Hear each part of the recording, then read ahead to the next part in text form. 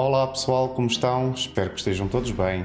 Hoje vamos fazer um vídeo sobre como melhorar o desempenho do vosso AM4 em cerca de 10 a 15%. Para isso vamos só passar a vinheta do canal e já partimos para a explicação.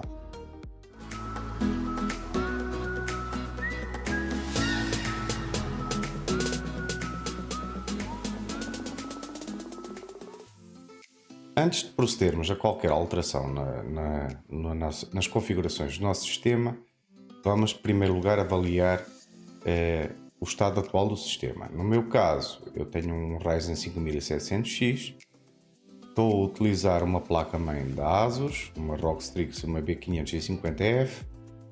A memória que estou a utilizar é a memória DDR4 a 3600 MHz, que neste momento não está com o XMP ativa. São dois módulos de memória, como falei, a 3600 MHz, de 16 GB. E vamos realizar então o teste.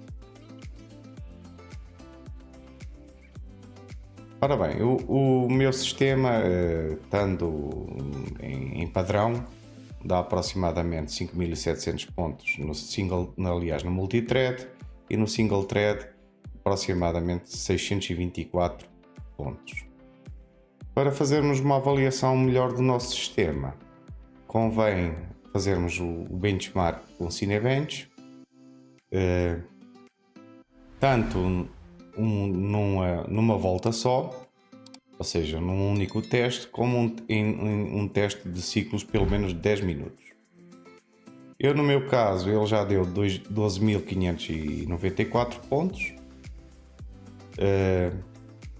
no primeiro teste, mas convém que vocês façam um ciclo de testes até para verificarem qual é a temperatura, qual é as velocidades que atinge cada núcleo e por aí sucessivamente.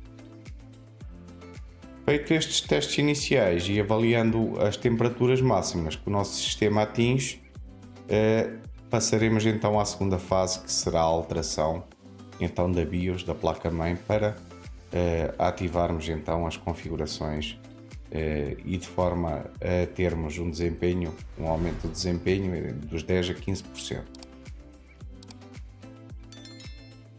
Este teste, como falei, convém realizá-lo no mínimo durante 10 minutos para testar a estabilidade do sistema. Eu aconselho que façam o teste de 30 minutos. Ora, vamos então realizar algumas alterações na BIOS da nossa máquina de forma a podermos melhorar o desempenho da nossa máquina em cerca de 10 a 15%. A minha placa-mãe é uma ASUS, mas a lógica de funcionamento é idêntica em todos os fabricantes.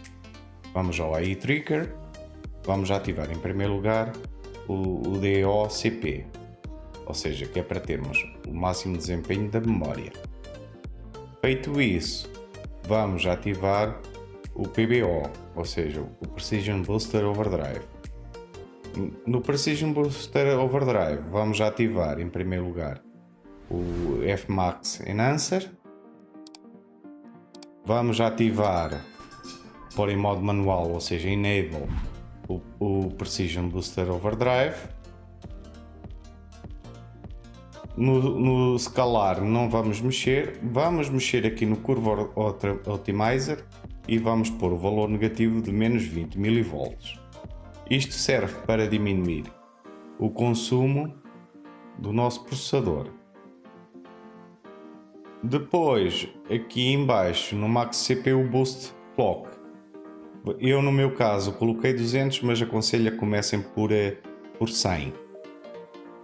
E no Perform Throttle Limit colocam em manual e colocam entre 85 a 90 graus. Feito isto, vamos só verificar se temos o Above 4G Decoding ativo e o Resizable Bar ativo. Salvamos as nossas configurações e vamos fazer então o teste da nossa máquina com estas configurações alteradas. Após a vossa máquina ter bootado, vamos então iniciar os testes tanto de desempenho como de estabilidade do mesmo. Para isso vamos abrir o CPU-Z No meu caso, o CPU, como vocês podem ver, e a placa-mãe mantém-se as mesmas.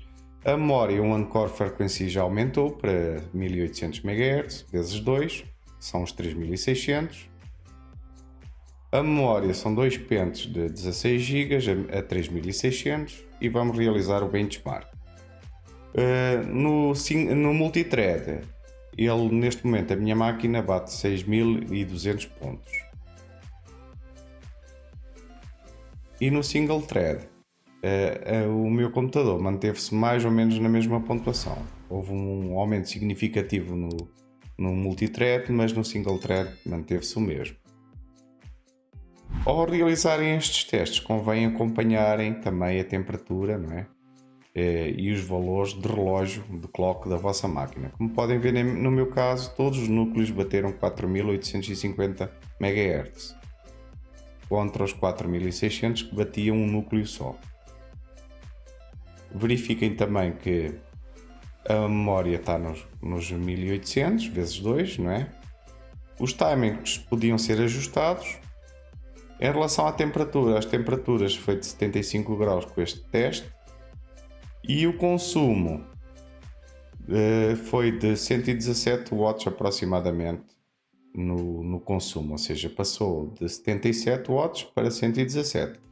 É lógico que vocês têm que ter atenção que a vossa placa-mãe tem que suportar este aumento de consumo e de corrente, né? Vamos então realizar o teste de benchmark no Cinebench R23, até mesmo para termos uma noção da estabilidade da nossa máquina, não só para avaliarmos o desempenho, mas sim também qual é as temperaturas que ele atinge e se porventura começar a atingir temperaturas de 90 graus, convém diminuirmos o relógio, passarmos de 100 MHz para 50, como eu falei anteriormente.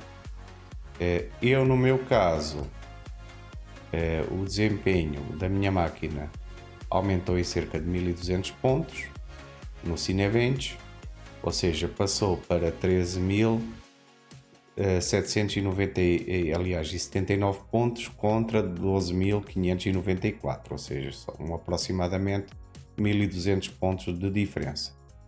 Convém fazerem o ciclo pelo menos de 10 minutos, mas eu aconselho a fazer em 30 para verificar precisamente a estabilidade e o desempenho da vossa máquina, principalmente a nível de temperaturas e de consumo.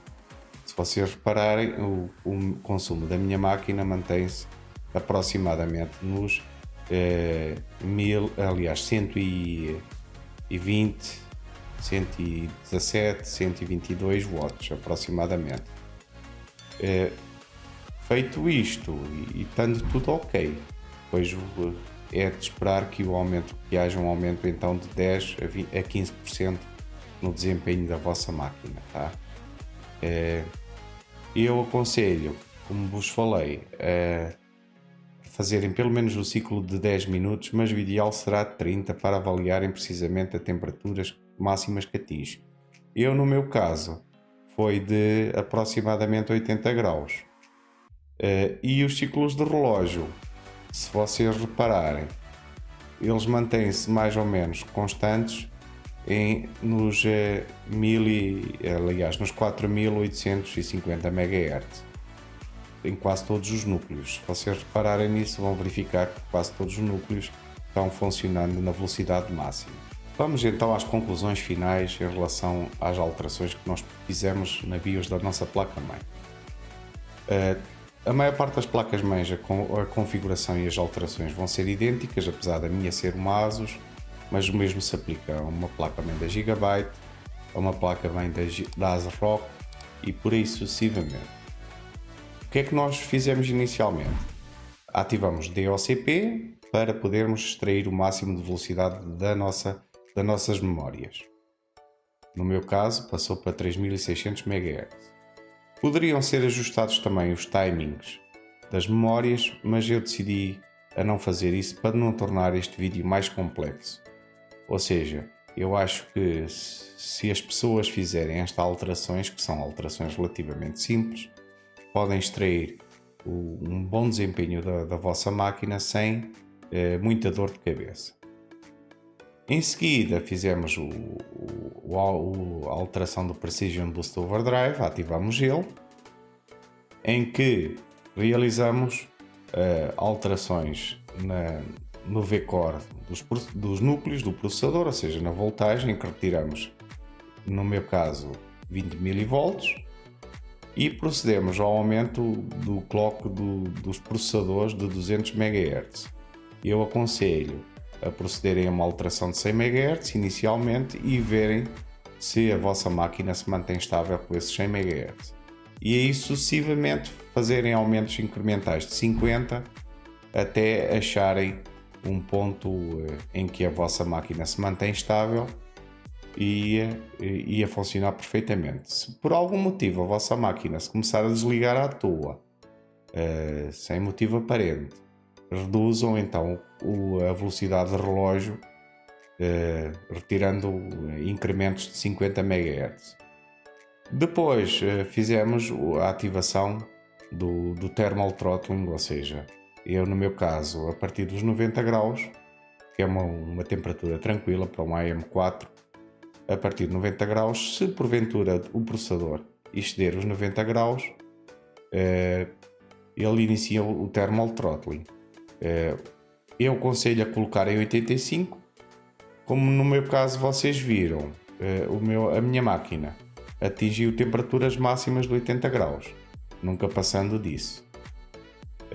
Em relação às placas-mães, uma nota: as placas-mães têm que ter capacidade, né, de suportar esse consumo adicional. Como vocês viram, no meu caso do meu processador, passou de um consumo de 77 watts aproximadamente para 122, o que é um aumento de consumo bastante razoável, mas que qualquer placa-mãe média consegue perfeitamente aguentar com esses consumos. Como resultado final, eu tive um aumento de 1200 pontos no Cinebench, aproximadamente, e no CPU-Z tive um aumento de cerca de 700 a 800 pontos, o que considero bastante bom e que está dentro do enquadramento do aumento percentual dos 10 a 15%. Como informação adicional, a alteração para menos 20 mV do V-Core em todos os núcleos serve como objetivo de diminuir o consumo do processador e, por sua vez, diminuir com isso a temperatura, não é, que o mesmo possa atingir, mantendo a estabilidade do mesmo. Esse ajuste tem que ser um ajuste fino. Eu aconselho incrementos de cerca de 5 mV para os mais experientes. E dito isto, me despeço, agradecendo a todos vós que me viram, e se acharam este vídeo útil, não se esqueçam de se inscrever no canal e deixar o vosso like.